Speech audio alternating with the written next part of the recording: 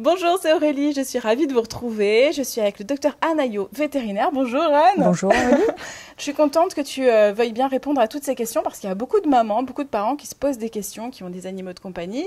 Et l'arrivée de bébé ou pendant la grossesse, il y a des modifications de par les comportements des animaux ou simplement ils se posent des questions pour savoir quelle est la marche à suivre, qu'est-ce qu'il faut faire pour que ça se passe au mieux. Oui, tout à Donc fait. j'ai une petite liste de questions de mamans, de parents.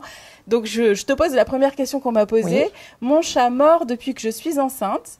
Pourquoi et que faut-il faire? Donc un changement de comportement. Alors pourquoi il mord depuis que la maman est enceinte? Je ne sais pas, il n'y a pas d'explication. Ce qu'on peut penser, c'est qu'il ressent des choses différentes, puisqu'on sait que les animaux ressentent des modifications hormonales. On ne sait pas précisément comment ça se passe, ce que ressent l'animal. Ce qui est sûr, c'est qu'il ressent des choses différentes. De plus, une maman qui est en début de grossesse a tout naturellement un comportement différent. Elle va peut-être s'allonger davantage, se masser le ventre. Donc c'est des choses auxquelles l'animal, s'il est très proche de sa propriétaire, va être sensible et va se rapprocher donc plus d'elle et peut avoir des réactions différentes. D'accord. Et le fait qu'il morde du coup, parce que je suppose que là c'est embêtant pour la propriétaire. On l'explique pas. Aussi, Ce qui est sûr, c'est que si c'est une future maman, il faut être encore plus attentif à des risques infectieux. Et donc s'il y a une morsure avec une plaie, il faut consulter, sachant que des morsures d'un chat ou même d'un chien peuvent être graves. Donc il faut consulter si jamais il y a une plaie au niveau de la peau. Est-ce qu'il y a quelque chose à faire pour éviter que le chat morde cette maman, par exemple? Non, les chats qui mordent sont souvent des chats stressés. Donc il faut peut-être envisager un problème plus global que le problème de la morsure et voir si c'est vraiment en lien avec le fait que la maman soit une future maman ou si c'est un problème plus général de comportement. D'accord. Et tu recommanderais quoi pour essayer de déstresser le chat? Alors il y a une prise en charge globale, donc là il faut voir éventuellement avec le vétérinaire. On propose en général aux propriétaires une prise en charge avec des produits d'ambiance qui sont des phéromones et qui vont simuler un état de bien-être en particulier donc pour le chat, là, puisqu'on parle du chat, qui amélioreront probablement son comportement. Et puis, si le problème persiste, on peut associer des médicaments anxiolytiques ou des médicaments... Ah oui, quelque chose de quand même plus fort. Plus fort, tout à fait. Mais les phéromones, il me semble que ça marche déjà assez bien. Oui, ça marche tout à fait bien par rapport au stress du chat. Oui. Ponctuellement, en mettant des produits sur certaines zones dans l'appartement ou dans la maison. Et après, de façon plus générale, en mettant des diffuseurs d'ambiance au niveau des prises électriques. D'accord, déjà ça peut être bien. Effectivement. Donc pour cette maman, peut-être des diffuseurs de phéromones. Voilà. En tout cas, on peut essayer d'améliorer les choses. Ça peut aider. Ok. Une deuxième question. Nous attendons notre premier bébé. Seulement, nous avons un chien que nous avons chouchouté comme un bébé. Ça arrive souvent, ça? Oui.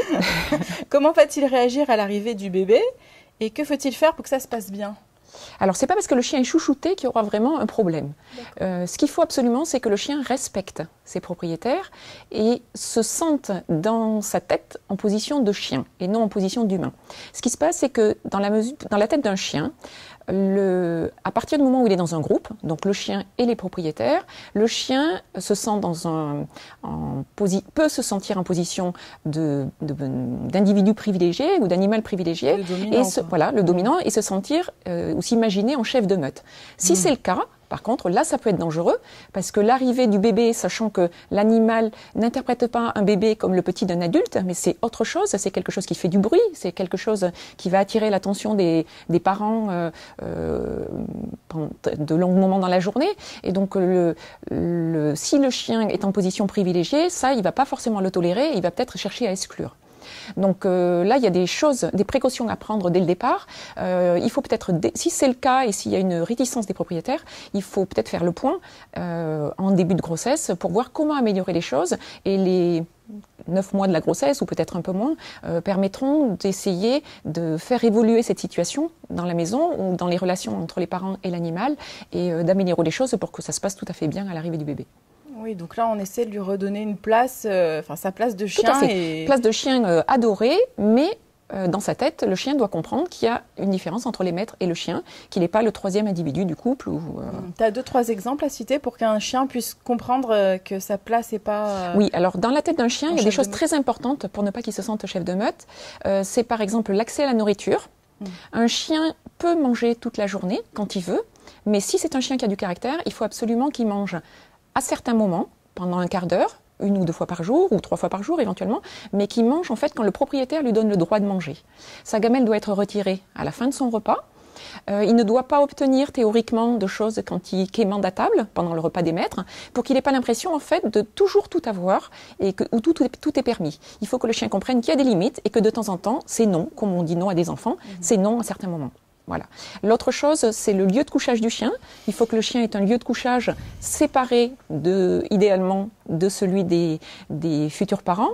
Ou en tout cas, si le lieu de couchage du chien est dans la chambre, ça ne doit pas être dans le lit. On verra peut-être après au cours de notre discussion pour d'autres raisons. Dans les relations aussi qu'on peut avoir avec le chien, il faut que le chien comprenne que c'est pas lui qui décide des moments des caresses, c'est pas lui qui décide des moments des jeux. C'est le propriétaire qui lui propose d'aller jouer, qui lui propose de lui faire des caresses à certains moments. Alors tout ce dont j'ai parlé ici, en fait, peuvent ne pas être importants parce qu'il y a des chiens avec qui ça ne pose aucun problème.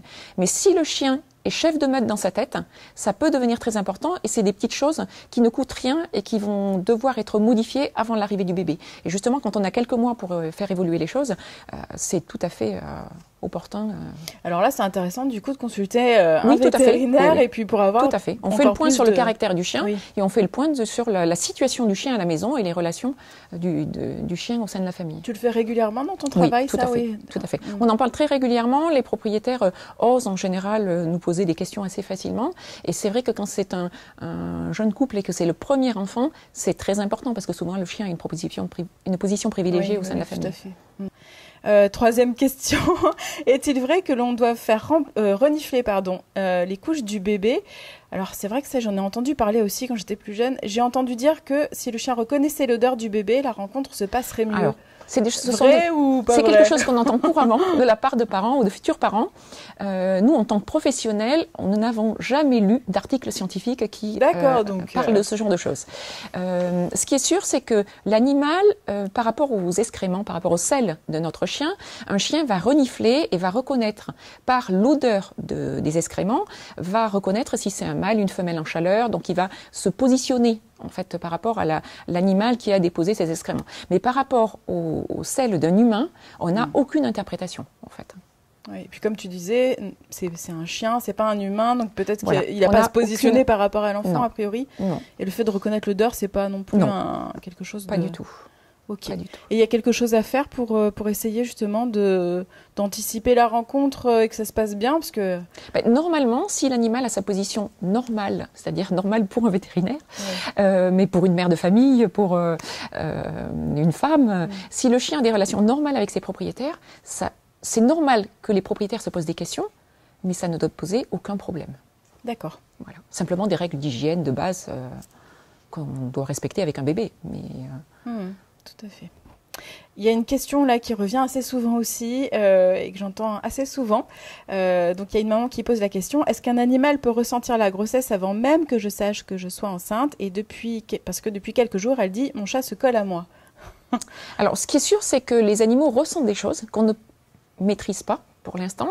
Donc on peut tout à fait imaginer qu'ils ressentent qu'il se passe des choses, mais je pense que c'est plus... Donc ils ressentent que la maman est différente, mais c'est plus dans les modifications des habitudes de la maman que après l'attitude de l'animal va changer. On sait maintenant que les chiens, alors ça peut être vrai pour le chat, mais ça a été testé, que les chiens peuvent reconnaître des odeurs lors de certains cancers, par exemple. Donc on peut même reconnaître des urines de personnes malades par l'odorat du chien pour certaines pathologies précises. Donc on peut tout à fait imaginer que l'animal puisse reconnaître. Mais encore faudrait-il une éducation pour que le chat ou le chien sache en fait que cette odeur-là peut correspondre à l'arrivée d'un futur bébé par la suite. Ça, c'est beaucoup moins sûr.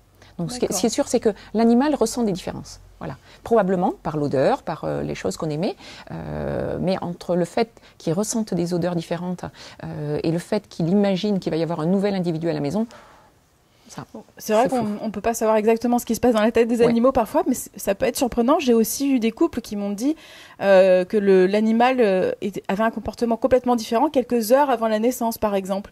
Je pense qu'on est complètement différents aussi, nous.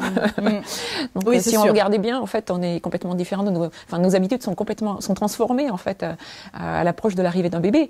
Donc, c'est normal que le chien ressente des modifications. Oui, même avant des contractions, hein, je veux dire, d'anticiper, c'est impressionnant des fois.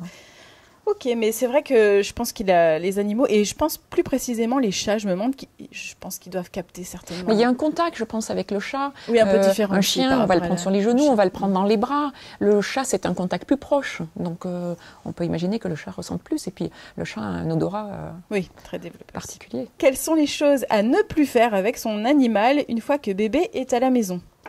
Est-ce qu'il y a des choses à faire? Le principe de base, déjà, c'est le respect des règles d'hygiène. Ça, c'est très important. Pour le bébé, pour la maman, on peut imaginer une maman qui allaite, il y aura des précautions particulières. Lorsqu'elle va prendre son animal dans les bras, il y aura des choses à respecter, se laver les mains, enfin des choses logiques. Ensuite, il y a des choses à ne pas faire, mais il y a des choses à faire plus souvent.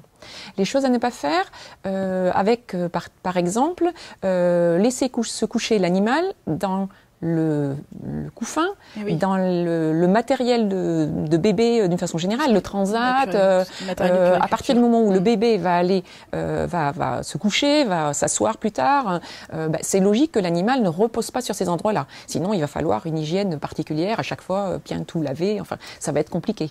Donc ça, c'est des choses à respecter. Il faut faire attention aussi au risque de blessure, sachant que on va peut-être l'éviter pour un bébé, mais pour un enfant en jeune âge, si un chat, par exemple, est couché dans le lit d'un enfant en jeune âge, lorsque l'enfant va se réveiller en sursaut, va crier, l'animal peut être effrayé et peut blesser l'enfant, alors que d'habitude ça se passe très bien, être surpris parce que c'est un animal qui a des griffes, qui a des dents, donc il peut le blesser sans le vouloir, en fait. Peut-être l'animal peut être très gentil, mais dans certaines conditions, en fait, une blessure peut devenir grave. Oui, voilà. Ça peut le surprendre.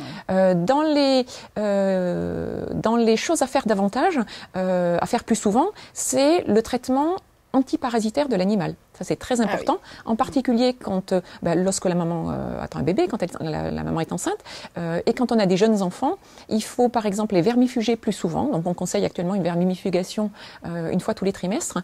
Et puis, les traiter contre les parasites externes, tels que les puces, les poux, la gale, où là, ces parasites sont malvenus quand ils sont présents à la maison, enfin sur l'animal et à la maison, parce qu'ils peuvent s'installer à la maison. Et c'est encore plus embêtant quand on est en face d'une jeune maman ou d'une femme enceinte ou d'enfant, parce qu'un traitement qui peut être banal ou classique sur une femme classique peut être beaucoup plus compliqué à gérer sur un enfant en bas âge ou sur une maman enceinte. Oui, où les défenses immunitaires sont moins... Tout à fait. Super intéressant. J'espère. oui. Alors là, il y a une autre question. Donc, on parle des NAC, des nouveaux animaux de compagnie. C'est une question sur les furets. Nous avons des furets. L'odeur est très forte, certes. Est-ce gênant pour le bébé? Alors pour le bébé, non, parce que l'enfant s'habitue à l'odeur du furet, tout comme les propriétaires les parents adultes s'habituent à l'odeur du furet. À partir du moment où l'enfant va grandir dans cette ambiance-là, il ne va pas le ressentir, au moins les premiers temps, en fait, les premières années, comme une mauvaise odeur. Ce par quoi il faut être vigilant, par exemple, c'est les morsures, sachant qu'une morsure de furet, c'est un peu comme une morsure de chat, ça peut être grave. Mais par rapport à l'odeur, non. D'accord. Peut-être pas de réticence particulière. De préciser, je ne sais pas si c'est important ou pas, mais qu'ils ne dorment pas dans la même pièce ou parce qu'il y a. Oui, mais c'est des règles d'hygiène de base, en fait, comme les autres animaux. Après, si c'est spécifiquement par rapport à l'odeur, l'enfant ne sera pas indisposé. D'accord. Particulièrement. D'accord, ça marche. Une autre question, nous voulons prendre un chaton, mais est-ce judicieux de l'adopter pendant la grossesse ou est-ce mieux d'attendre après l'accouchement? Alors, il y a un point important dans ta question, c'est le risque de la maman par rapport à la toxoplasmose. Oui. La toxoplasmose est une maladie très redoutée par les femmes enceintes quand elles ne sont pas immunisées, ce qui est tout à fait normal. La toxoplasmose la maladie toxoplasmose peut poser des problèmes sur le fœtus quand la femme est contaminée pendant la grossesse, lors de contamination par des excréments de chat, ce qui se produit lors de chats jeunes et lors de contact avec des excréments, donc lors de, par exemple, le nettoyage de la litière. Oui.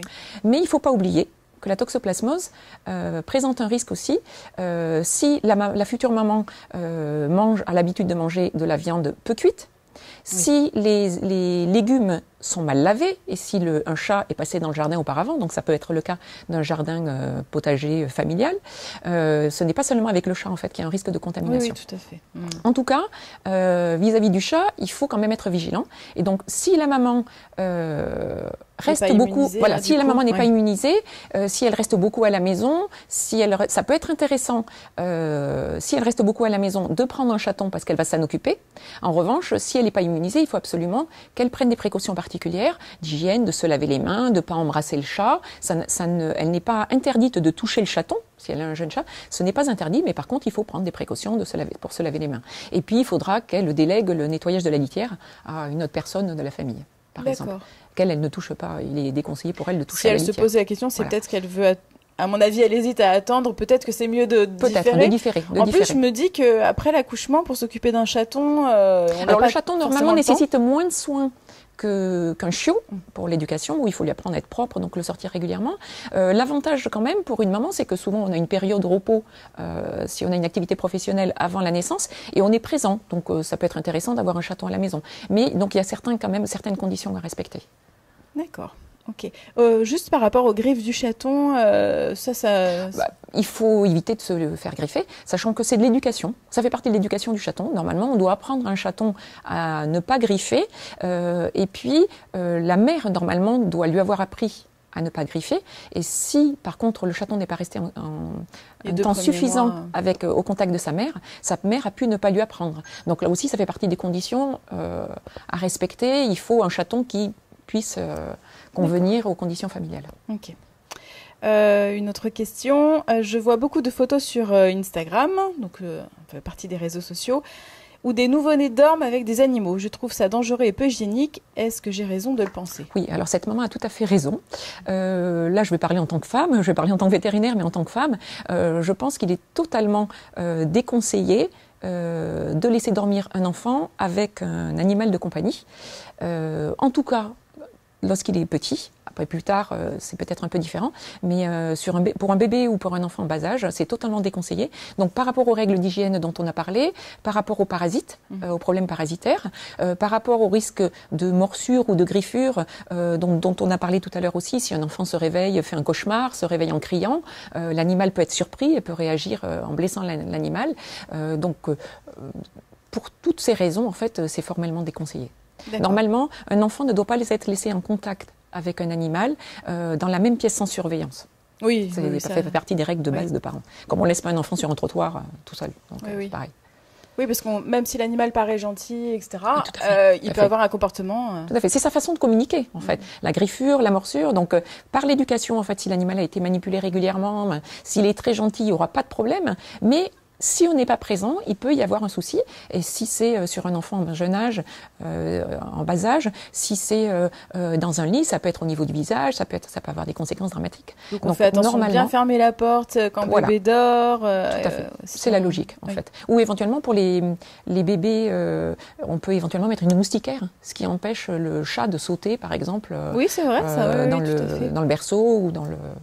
Oui, une moustiquaire, ça c'est une bonne idée. Voilà, éventuellement, ça sert pour les moustiques, les mouches, et puis ça peut servir pour le chat aussi. Parce que s'il y a un filet, probablement qu'il n'ira pas. D'accord. Il va peut-être essayer de griffer et de déchirer la moustiquaire. C'est moins grave.